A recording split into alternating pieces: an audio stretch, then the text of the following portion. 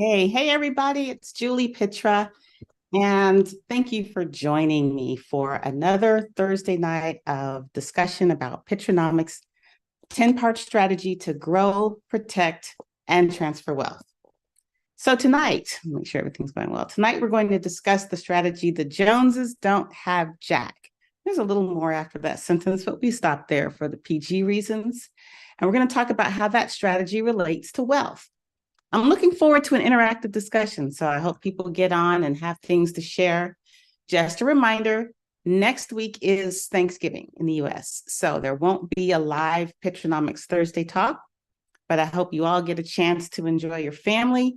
And then the following week, we're going to have Mr. Cedric Brown of Trust Up Community. He will share his strategy for protecting your financial security for generations to come. So I'm really excited about that.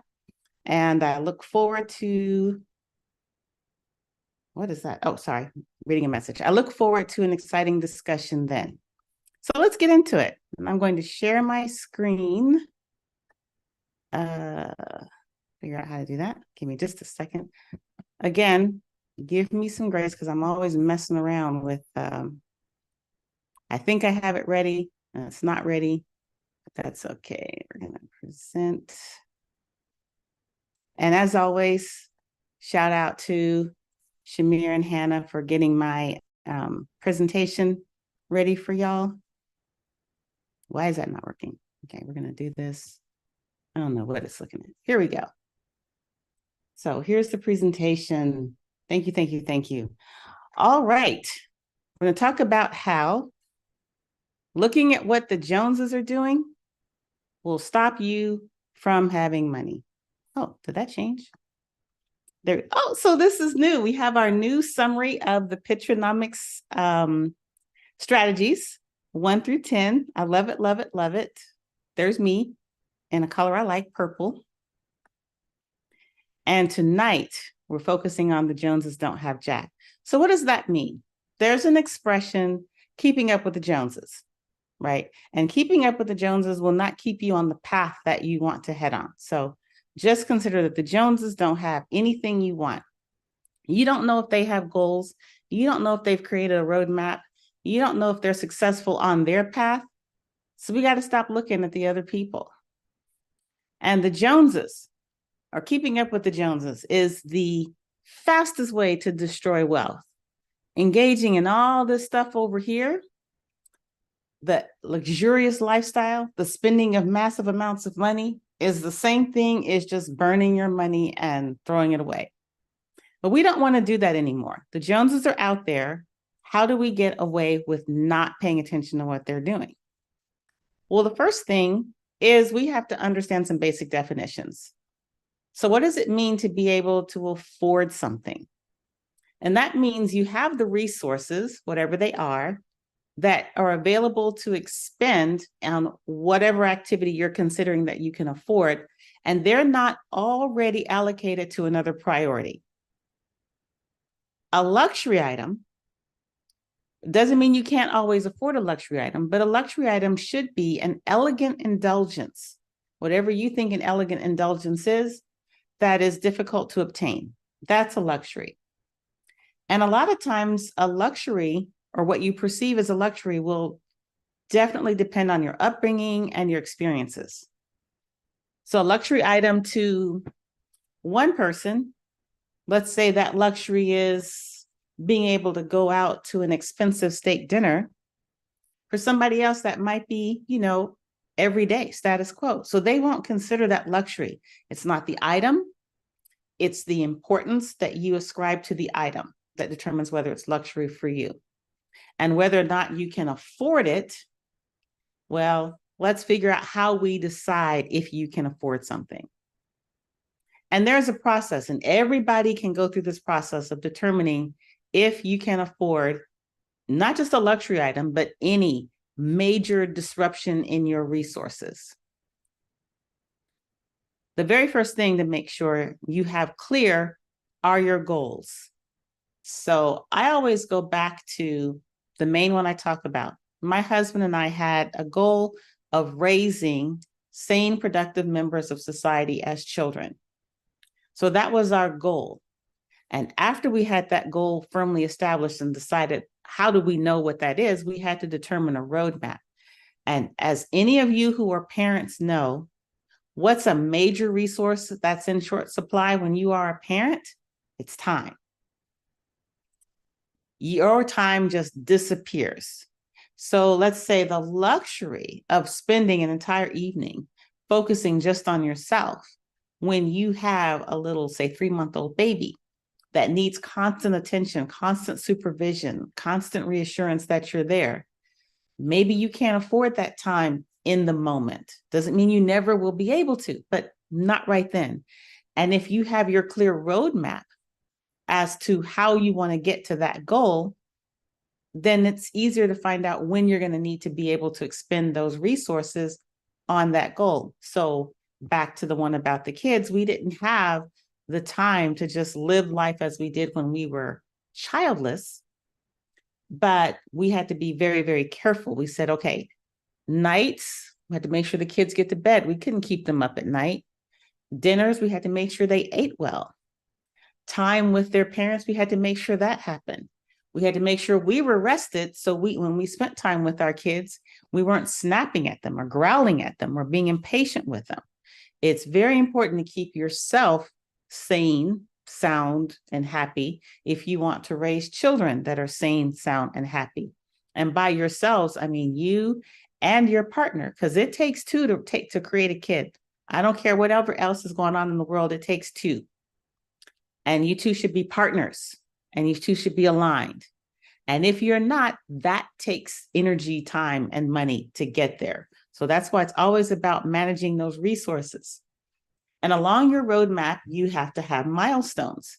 So you might say to yourself, between now and when they're 5, we're going to be at home every night. Or we're going to be at home every night, but we will allow ourselves to go out once a month. Or we're going to be at home every night and we allow ourselves to go out once a week. Whatever that is, that's a discussion between you and your partner about how to have the goal that you both wanted and how to create the roadmap. You're not going to need to be home every night for your kids, but you need to determine that at some point you do. Time. It always goes back to time. And then you have to maintain your focus. There will always be those parents, at least there were when Andre and I were raising small babies. Oh, you should get out and do XYZ, such and such activity. Your kids don't need you there every night.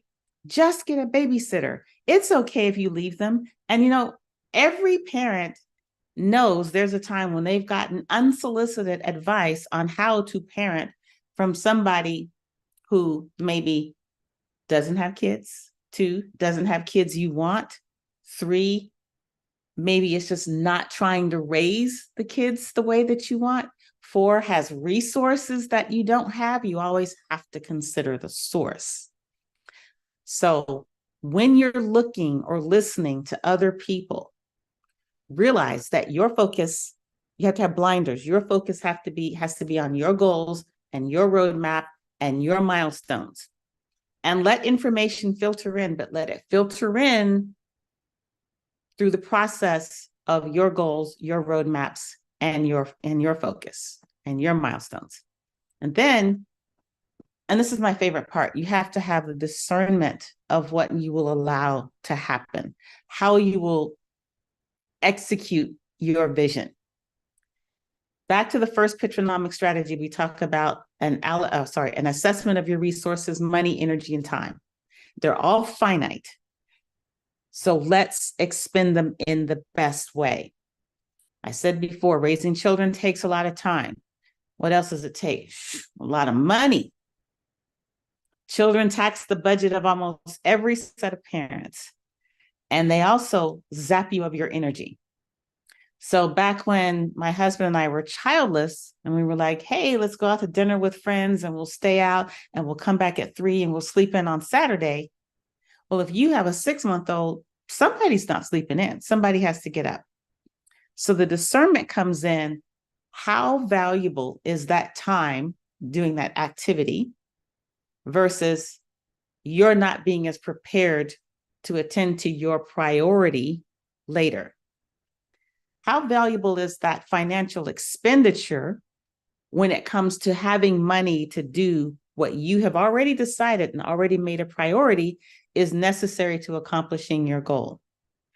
The discernment comes only when you're clear on your goals, established your roadmap, identified your milestones, because those are the ways you can look around and say, am I on track?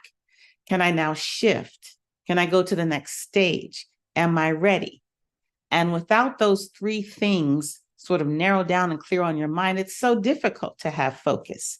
You get distracted by the happy, shiny. And another, let's see, how do I want to say? I came up with something earlier. Let's pretend you're going on a trip to California. And you're like, I'm so happy about this. I have planned for this trip. I have planned my route. I have assets. I have my time that I've allocated to this. And let's say I've decided this trip is going to cost me, including hotel stay and food and whatever, $1,000. Being unrealistic is going to cost more, but that doesn't matter. And let's say, you know what, things can go wrong. So I'm going to add a little buffer. Let's say 10%. So I have $1,100 in my hot little hand, ready to finance this trip. I've gotten a good night's sleep, so I'm ready to drive and be rested. That's another thing. You don't want to start an adventure like that depleted. You want to get yourself ready to start the adventure. And you've allocated the time, and so off you go. And you've got your roadmap of where you're going to stop to eat, where you're going to stop to fill up your car, where you're going to stop to sleep. It's already mapped out. And let's say you get to the first gas station and you're like, wow, look at that. There's what's a gadget that you can buy at the gas station that's expensive these days? You can buy almost anything. Let's say this gas station has one of those airport kiosks I've seen, and they have an expensive pair of headphones. And you're like, wow, this would really make my trip better if I could just focus on my tunes in my car, and the headphones cost $200, right? Well, you've basically taken your trip off the rails, making that expenditure. Just because you have the money in your hand doesn't mean you can afford it, because those resources may be allocated to something else. Just because somebody says we'll lend you the money and you can afford the monthly payments doesn't mean you can afford it, because money spent is either doing one of 2 things. It's furthering your goals, or it's decreasing the likelihood of accomplishing your goals. And if you look at it that way, the expenditure of your resources, is it furthering my goal, or is it maybe increasing the likelihood that I won't accomplish it? So let's say you forego those headphones and you go on your trip, you get to California, things don't cost as much as you wanted them or you thought they would, and you have an extra $250. And you might think to yourself, I could have bought those headphones. I really wanted them and I was too cheap. And look, I diminished my experience. If it was something really important and not a spur of the moment, you can always go back and get them, or get them where you are. Once you've accomplished the milestone and you have some surplus that's not allocated to some other priority, goal, and expenditure, now you can afford it, because now that money or that time or that energy isn't going to disrupt something to which you've already committed. And that's how you can afford things. This is my impression. My view about things that take people off the affordability path is just stuff they see. Who are the Joneses? They're not just the people. It's what you see around you. And I love this quote from Silence of the Lambs. How do we begin to covet? We begin by coveting what we see every day. People don't go on a hunt to say, what shall I decide to covet? No, it's what they see and they're looking at it and they say, I want that. I want to have that, but now they're not making strategic decisions. They're making reactive decisions, which never get you where you want to go. So a big Jones is social media. Most of us have seen stuff. I'm guilty of that too, seeing stuff on social media and you're like, I want that. I want to do that. I want to be that.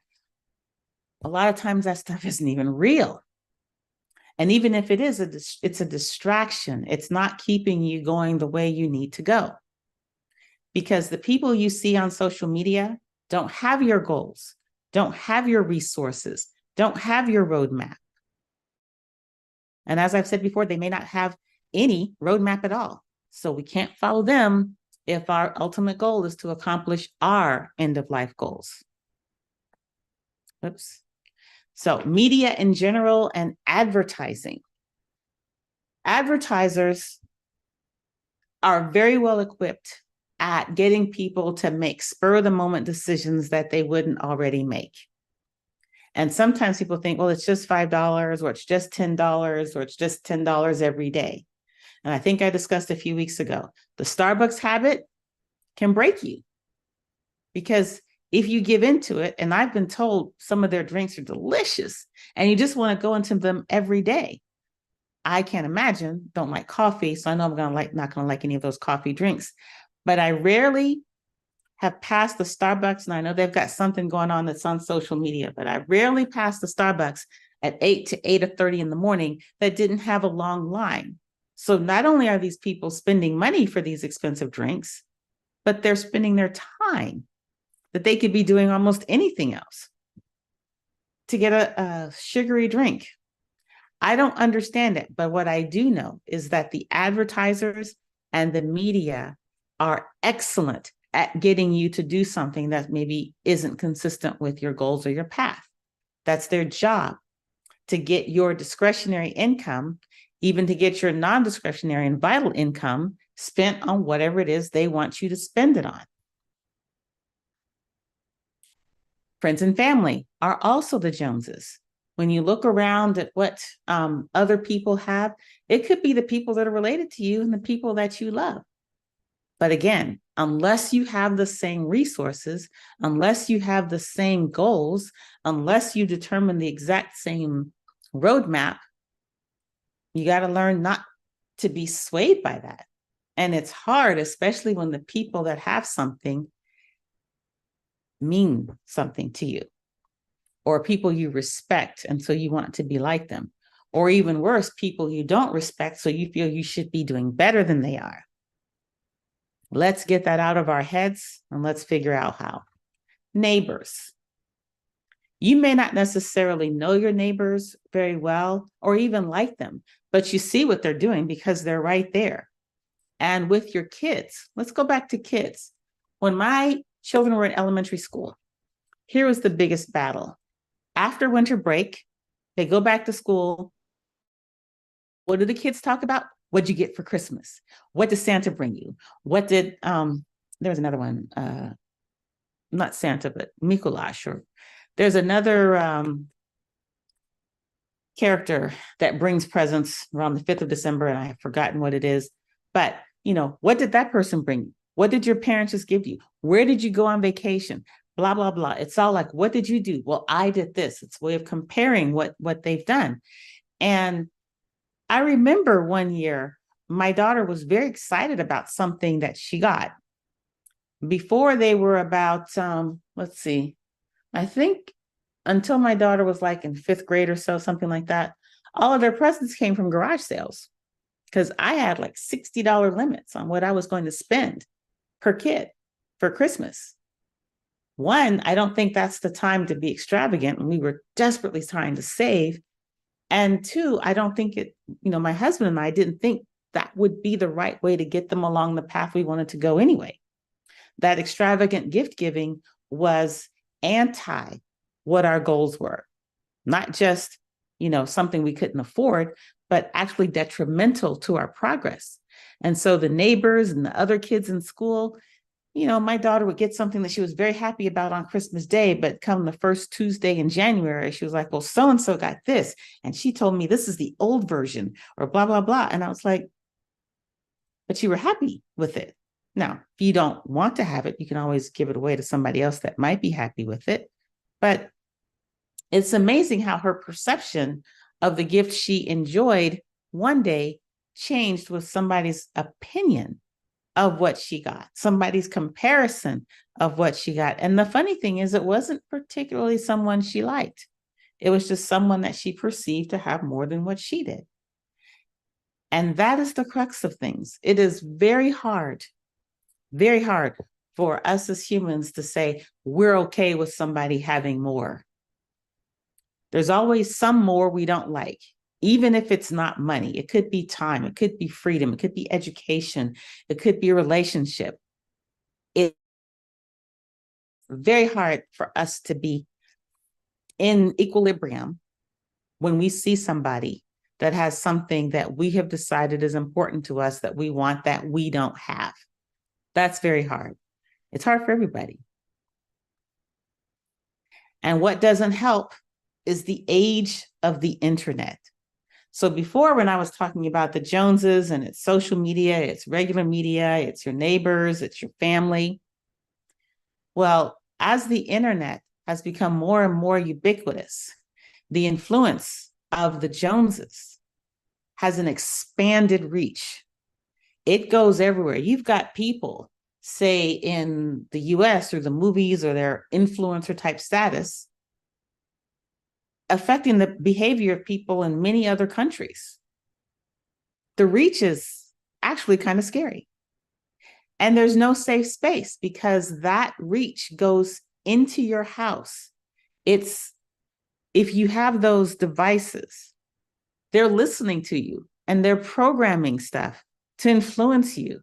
And the only influence they really want you to do, they being the ubiquitous they, the Joneses, i.e. the advertisers and the sellers of equipment or whatever, they want you to buy their stuff. And they're constantly in your head. And these sophisticated algorithms are getting better and better and better at it. It's not like they're getting worse. I would say my children's children, I want to shield them so that they're not affected by the constant barrage of the Joneses. I don't know how it's going to happen. I'm very grateful that the internet came into my life late because I had the skills to not be as affected by what I see on the internet that maybe people of my children's generation don't have those skills. And I'm going to say right now, when my kids were young, I thought the way to make sure they weren't influenced was to shield them from it, to let them not see it. They didn't watch certain TV shows. They didn't hang around certain people. I was like, shield, shield, shield, and they'll be okay.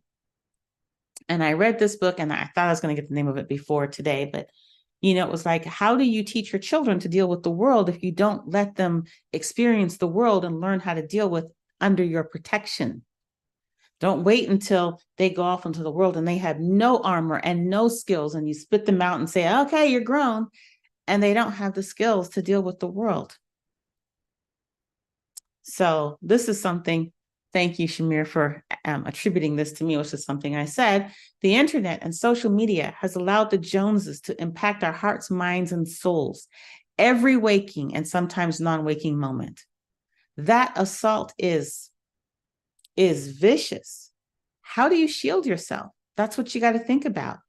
Because people of my generation that weren't young with the internet and social media, we don't necessarily know what it's like to have that in your life. Not necessarily. We have no freaking idea what it's like for that to be there 24/7 from birth to adulthood. We have to learn those skills. We have to teach our children. First, you have to know what you want to do. We have to teach our children to commit to a goal.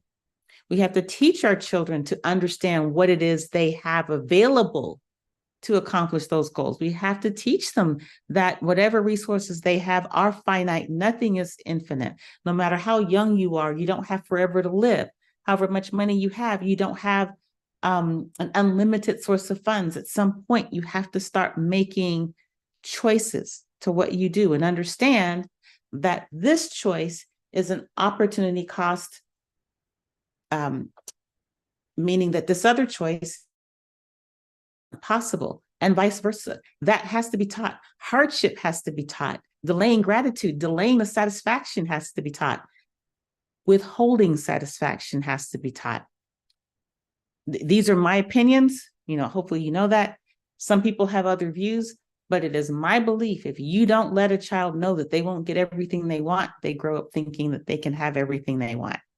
And that is not an adult I want to hang out with, not on a regular basis. So just to recap, the Joneses, they're not just people. It's the system, the matrix, if you want to call it. It's the pervasive amount of influence that's trying to make you as a person follow a path that's not in keeping with the goals that you've set. And hopefully there's some ways here that you've learned that you can do it, or at least some hints get you started thinking, how do I make sure that when I, in my quiet moments, set a goal and I understand my resources and I develop my path, that I stay on it? And you have to make yourself impervious to the influence of the Joneses. But first, you have to understand how the Joneses are coming at you. And you have to learn the skills to be able to not fall prey to the whimsical nature of that influence. So basically, I have time now for some questions or feedback or testimonies. I really appreciate you guys listening so far. I would love to hear what you have to say.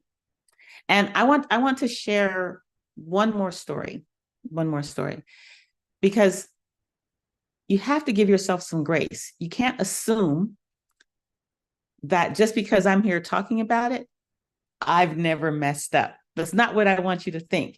I'm not perfect. I'm telling you that I have messed up on this path a lot. That's why these are strategies. That's why they're iterative. That's why you keep going. You go through one round, you're like, yay, I can do better. You go through another round, you're like, woohoo, I can do better. Don't stop trying to do better. And don't think anyone has it perfect. No one does.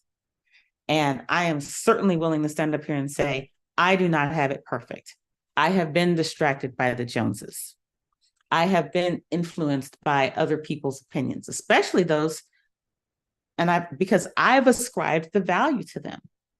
And I'm like, I think you know what you're talking about and your opinion matters.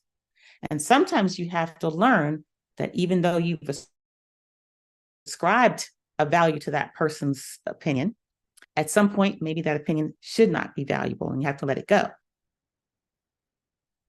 So that's my story. I hope to hear from y'all. Would love to have the interaction because that's what feeds me. Thank you for listening to me and seeing my presentation. Does anyone want to share anything about what I've just spoken about? Is anybody there? Hi, are y'all there?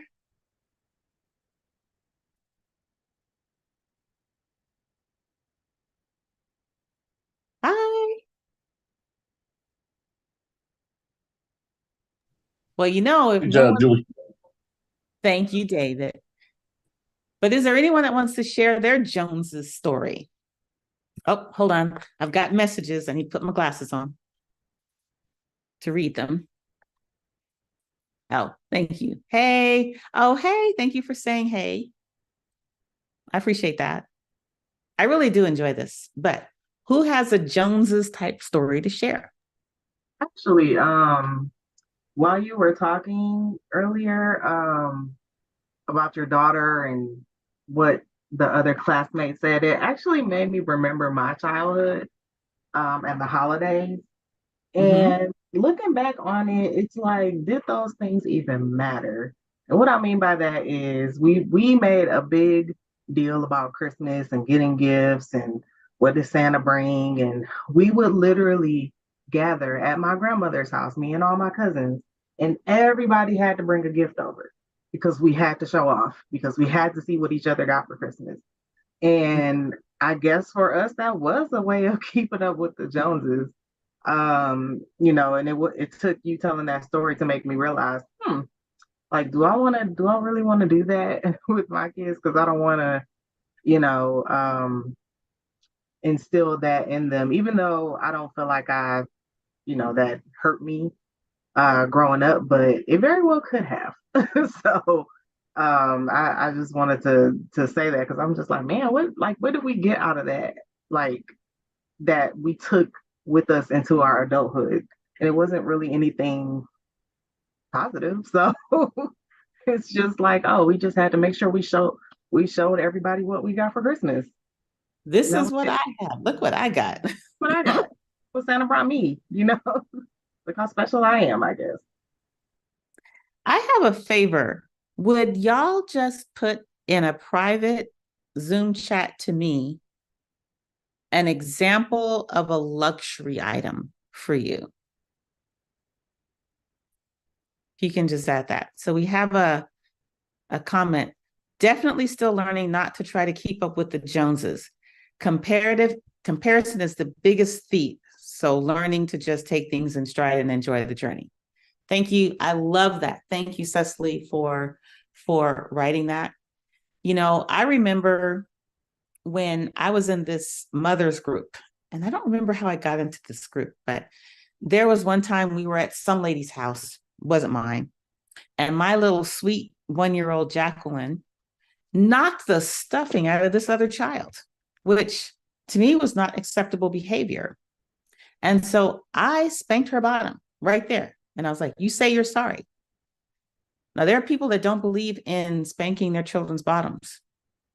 Okay, I did, my child. So, back off. But anyway,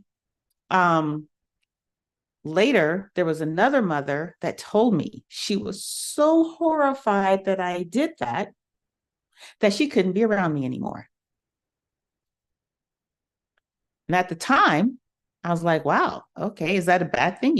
She was the director of a daycare. I can't remember her name, but I remember that. She was the director of a daycare.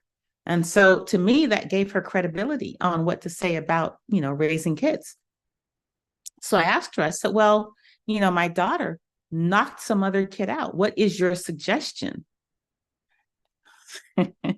And she said, well, you never tell a child no. You just redirect them. And I remember thinking, what is this lady talking about? Never tell a child no. So luckily, my wonderful mother-in-law was available to me. So I called her and told her about that incident. And I was like, are you never supposed to tell a child no? Because, got to tell you, that woman raised 2 amazing kids. So I figured she knew what she was talking about because she had raised kids, wasn't raising kids. And my mother-in-law, Marta, told me that crazy lady doesn't know what she's talking about. Of course, you tell a child no. Of course, you provide boundaries. And I was like, well, who am I going to listen to, right? Who gets credibility in my head? The woman I know that has raised amazing kids, one of whom I chose to marry, or that lady that I don't really know her all that well, and she hasn't raised kids. And yes, she's the director of a daycare, but I don't know how that daycare is running. So I'm glad I decided to listen to the person, first of all, that had experience raising kids, and secondly, had a vested interest in my children and their success.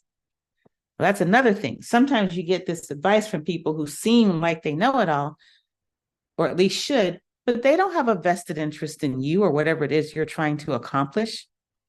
Be careful of the well-meaning advice of people that don't know what they're talking about, but also be careful and wary of the seemingly well-meaning advice of people that don't have your best interest at heart.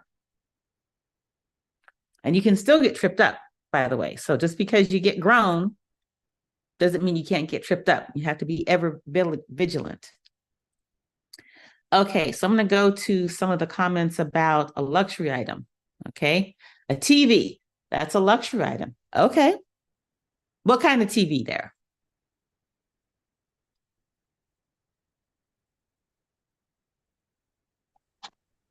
like a smart TV, with all the bells and whistles and all of that stuff. You Okay. know, when I was growing up, of course, those things didn't exist. We had to, I'm gonna tell you what we had. We thought we had, Hmm. because when we were young, we had things like that. We thought we had it going on. We didn't know we were broke. When you're young, you don't know that kind of stuff. You just enjoy what Takes you have. comparison for you to know, right? Right. You just, I grew up in Mississippi, you Hmm. know, so my folks, they didn't, they were always upfront with us. We didn't believe, I never believed there was a Santa Claus that came down our chimney, because if the Santa Claus came down our chimney, he was going to get dealt with. My God, Santa Claus is gonna have to throw hands. Yeah, yeah. He coming down our chimney, doggone midnight or whenever we sleeping, trying to stay warm and all that stuff. What you want, man? He's gonna get dealt with. But so my dad was real with us. What we got is what they gave us. They didn't play all of that stuff, and they didn't lie to us, because they didn't want us to grow up with disappointment when we got older. And I appreciate him for teaching us that. And I taught my children the same thing, and they turn out to be okay. My oldest son, he does very well now. And so I can't complain. And my middle child, he both of my oldest boys, they do extremely well for Hmm. themselves. And Yeah. for a long time, I used to wonder if anything I ever taught them stuck. Well, apparently something did. Oh So yeah, you do wonder that, don't you? It's like, oh, you do. You really man, do. have I wasted my time? And then when they get older, you're like, oh, Yeah. okay, they're getting it. They're getting And, it. and the best gift you can get from your children is when they come back and they tell you, Dad, one of my boys came back and told me this one time. He said, Dad, I know you probably think we weren't listening to you, but some of the things you told us made a lot of sense. And some of it stuck. And so that made me so proud. That's one of the best gifts they could ever give me. Because I'm not a materialistic kind of person. You don't have to give me anything. All you have to do is let me know that you're okay. My grandchildren are okay, and we're there for each other, especially during times when we want to gather, to have family events. You know, and so Right. yeah, I mean, I remember when we was growing up, we had a black and white TV with rabbit ears, and you had a vice grip to turn the channels and stuff, and everything, and it sat on top of a color You know what the TV. remote control was? Youngest You, child, get up and go turn turn that's right. that TV to channel You was 13. the remote control. That's right. There are people I know that know nothing about that. They were like, what is this? What is that she's doing? I was like, you actually had a knob. Mm-hmm. And then sometimes that reception wasn't right, right? And then you're No. like moving the rabbit ears, like you said, moving them a little bit. Is this okay? And you Yeah. let go, and then it changes again. You got to get back up. Yeah. People don't understand. People don't never experience that stuff. People Another who thing have that experienced people, that, they're like, what are you talking about? I'm like, yeah, yeah, changing the channel used to be a manual activity. yes. I'm You like, didn't have no remote control. no. Yeah. I Another remember big, the first remote control. Yes. So I can see how, yeah, thank you. Thank you. yes. TV compared to what was there, right? Yes, indeed. Yeah, yeah. And then when you thought you were gonna stay up and do it all night and watch TV, that didn't exist. No, that TV, TV went off. What was it, at 9 or 12, 10 or something like that? What time? TV went off at 12 o'clock. 12 o'clock. I think ours went off a little early, and it was the colored stripes. No, you And then just got rid of the snow. oh, You know, we had the like the stripes or whatever. That's what I remember, the stripes. And you're like, yeah, you either get but the some of the channels had the snow. You're right. So we are dating ourselves there. So yeah, let's move on past that. Okay. yeah. So yeah, Thank you for sharing that. So there's another example. There's another luxury item, an Hermes Birkin bag. Does anyone know what that is? Yeah, they are expensive. I think the cheapest one might be around 20 grand. And they can go up to over a $250,000 depending on the material. And they're very nice. But you know what? They're difficult to get into. So if you have an Hermes bag, that is a sign that you got, hopefully, You have all kinds of money. You've taken care of all of those other requirements and priorities, and you got 20 plus thousand to spend on a bag. And you can't just have the bag, you have to have the wallet. And you can't just have the wallet and the bag. There's a scarf that goes with it. Because that's, when you're in the know, and the extra tassels and all that stuff. Yeah, that is, I think that's a luxury item. It is difficult to get. As far as luxury bags go, I do love Hermes. I think it's one of the nicest ones. But thank you. Thank you for that. There's another one, a private jet or a yacht would be a luxury item. Yes, I agree. I agree. And you know what? Especially that private jet or yacht, because you got to have somebody to drive it. It's one thing if you have a little canoe and you get out in the ocean, you can, or not the ocean, in the pond or whatever, or in the lake, or maybe in a little inlet. You can probably do that yourself. But those big, what is it, like 200-foot yachts or even a 90-foot yacht, I think you have to have a special license. And in order to really enjoy it, you have to be driven. And I know I'm never going to be the person to drive a boat, or what is it, steward, whatever the correct word is for the boat. And never would I try to learn to fly a plane, ever, ever, ever. So not that luxury item has luxury employees to go along with it. It puts you in very rarefied company there. I like that. Okay, so another person wrote, I feel like having our 2021 vehicle is definitely a luxury. Gaming systems and nice size TVs for each family member. Okay, I like that. Home internet and updated cell phones. Now let's think about that. I love that. Let's go to the updated cell phones. I realize I'm bad with, not always as soon as they're new, but I do update my cell phones probably before their end date. And I have a reason for it. Maybe we can discuss that off, but there's a reason for it, but it is an expenditure. I try to make sure it's scheduled and that it's useful. But cell phone to me is an example of something that having the phone is probably a necessity, but having the most recent updated cell phone, that part is the luxury. So it's a two-part item. There's the functionality that the item covers. You got to have that.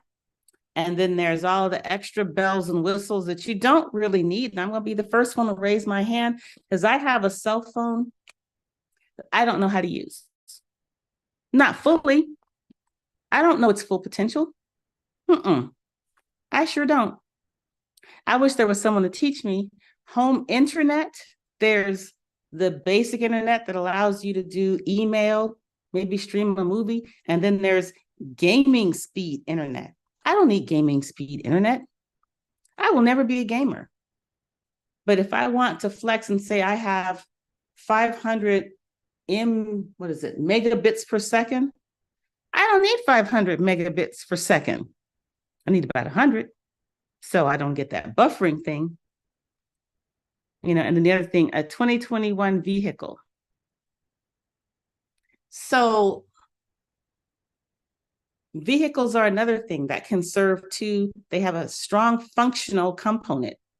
Most of us here in the States, probably everywhere, need a car to do our jobs, etc., to get us to the doctor, get us grocery shopping, because we don't live in a walkable country. So the car now becomes almost a necessity. But do you need a brand new car? Do you need to always have a car payment? Maybe we just keep a car and repair it rather than getting a new car. So the luxury isn't having a car. The luxury is being able to afford new cars on a regular basis. I love it. Gaming systems. So I have to admit, I have, what's it called? It's the thing you put on your head to allow you to look at virtual reality. And I bought this thing because I thought I was going to be investing in this virtual reality token. And I was like, let me be able to, has that thing left a box once? No. And I had every intention. So I bought it as a functional item, but it turns out to be an unnecessary luxury item because I never used it for its functionality. And the reason why I have it is because I don't have time, constricted resources, to learn how to use that thing. I am barely keeping up with my car and my phone and my computer and, certain other gadgets. So sometimes you have to figure out, not only is it a luxury to get the gadget, it's a luxury to be able to really enjoy the gadget because you don't have time. Now, I should have given it to my son when he asked. He's like, "You're not using it. Can you ask it?" Or can I have it? And the only child in me said, "No, mine." But really, maybe the brighter thing would have been like, "Yeah, I'm not using it. Here you go." I might text him and say that, or maybe not. We'll see. Let's see. Another comment. Thank you. This reminds me of being a kid and having to water the air conditioner. That was a tough job in the summer heat. Water the air conditioner. Like clean the air conditioner, the condensing unit, or is there something else that you have to water? I'd like to know more about that. So anyway, thank you for sharing your ideas of luxury items. Now, let me go back. Let's start at the list here. I'm going to find a reason for why these aren't just luxury, but are requirements. Okay, so let's go back to the Hermes Birkin bag. Let's say your job, you work in an Hermes store. And I got to tell you, I have never met snottier people, and I've never been treated so snottily by the Hermes store in Dallas. I was like, really? But anyway, they probably want to show that product everywhere they are. Their job, their success at the job depends on their ability to convey the luxury brand, the luxury persona. I recently took a class on how to market luxury homes and what they're saying that you need to do. And you have to embody the luxury persona. And there is no way I'm going to wear nice clothes every day or even look like I've brushed my teeth every day. Sometimes I roll out and I know I'm looking like who done it and why, but it's not stopping me from what I'm doing. And I don't want my life to depend on having to look like Vanna White showing the luxury homes. I would go crazy. I can't afford to do that. My mental energy could not take it. I can't afford that pursuit. But if one wanted to sell luxury real estate, maybe that Hermes bag is, what is it, marketing? Maybe that's what it is. Maybe you can then expense it. I don't know. You have to talk to a CPA about that. Don't get me lying, right? The private jet or the private yacht. Maybe let's see, why would you need a private jet? Maybe you have, sorry, I almost said maybe you have a private island, but I don't think I'll go there. But maybe you have, you're some kind of luxury event coordinator, and your job is to take people to possible locations so they can book these fabulous events. I'm just talking out my butt. I don't know. And you can't convey like, hey, I know how to get you in touch with the so-called elite and into doors that are locked to everybody. If you take them on the Greyhound bus or in economy or whatever, you got to show that you have that exclusivity, and a private jet or yacht may do that. And maybe if that's your business, you can figure out a way that becomes a business expense and then it has functionality. So all that to say is that is my view of luxury items. Make a decision as to whether or not it can help you accomplish a goal. I don't have any judgment about that at all. But if it's to get the opinions of people who are doing you no good, not putting any money in your pocket, not growing your business, not paying your bills, not improving your mindset, maybe that's something you can't afford. But let's all have the tools to decide what we can afford. And it's interesting, spouses aren't always in agreement as to what you can afford because you have different understandings. Siblings aren't going to always be of one accord. Friends aren't always going to be of one accord on what you can afford versus what is a purely discretionary luxury item.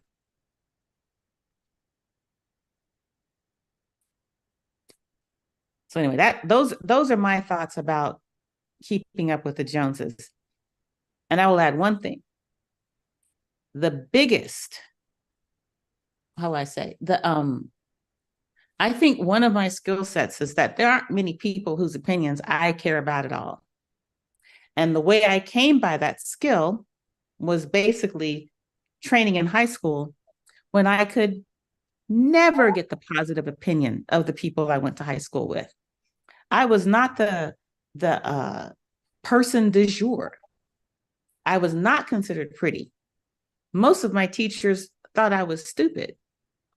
And I don't know how they did, since I was in the A track classes, all the AP level classes, but whatever, different time. I was not considered the funniest or the coolest or any of that. I found out in a crushingly thorough way that I was not what they wanted. The they being the cool people that I thought I wanted to be around. I was not what they wanted. There was nothing I could do to make myself appealing to them. And the only way to survive that is to be like, if there's nothing you can do, go on and do whatever you want to do, because it's not going to make a hill of beans different to these so-called people whose opinion you thought you could sway. So one of the things that I kind of love, even though it was hard living through that as a high school girl, because most high school girls want to be liked by the people around her, that's a very good lesson. There aren't too many people whose opinion is going to sway me from what I want to do or what I plan to do, or sway me of my opinion of myself. Not too many at all. You have to cross the threshold of being someone I respect, admire, and love for the opinion really to even register. And that hardship created, I think, an exemplary skill. And the lesson of that is sometimes not being accepted by the cool people, not being accepted by the it people, not meeting up to the standards of the Joneses that you see. Sometimes that is the blessing. And well, that's all I got to say. Thank y'all for listening. Does anybody else have anything they want to offer before we call it a night?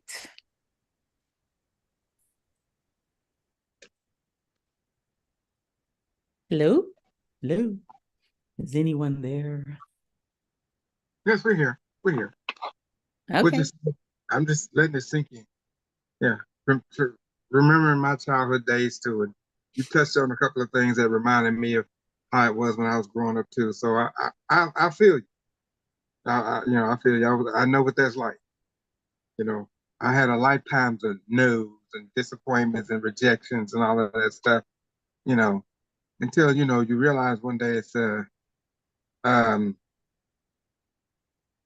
you have to grow within yourself, Exactly. and believe in yourself. And when I started believing in myself and knowing that, other people's opinions don't matter to me no more, because I'm going to do what I'm going to do. Exactly. You're going to do what you're going to do. So be intentional in deciding what that is. Mm-hmm. Figure out how to get that done. Right. And then get her done. There you go. Get her done. So thank you to everyone for listening and for sharing. I thought this was a great discussion. Reminder, we will not be meeting next Thursday. It's Thanksgiving. I will hopefully be eating some delicious food that's not too fattening or too much salt or whatever. Anyway, I will see you the week after that. So everybody have a wonderful, wonderful night. Mwah, mwah. And I will see you next time. Bye. Happy Thanksgiving. Bye. Happy Thanksgiving. Bye. Thank you.